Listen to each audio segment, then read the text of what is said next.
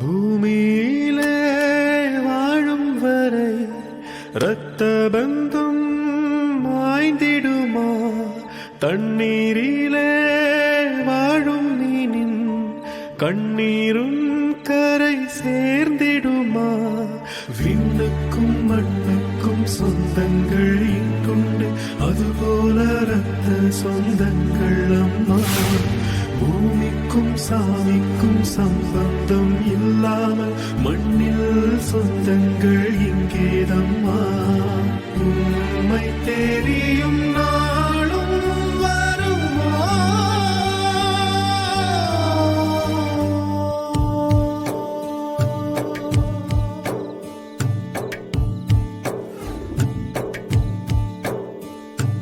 பூமியிலே வாழும் வரை இரத்த பந்தம் மாய்ந்திடுமா?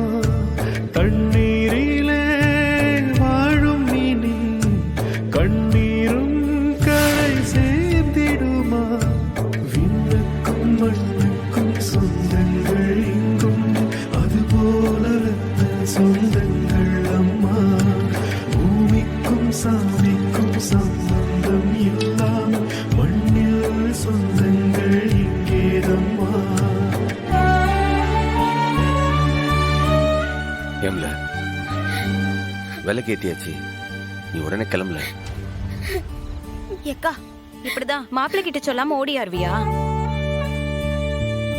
ஏத்தா அவ வந்ததுனால தானே எனக்கு தீபம் ஏத்த முடிஞ்சது.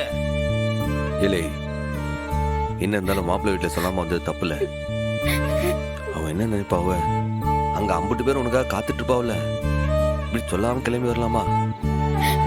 அம்மாவுக்கு விளக்கேத்தலையேன்னு எனக்கு ரொம்ப சங்கடமா இருந்துச்சு.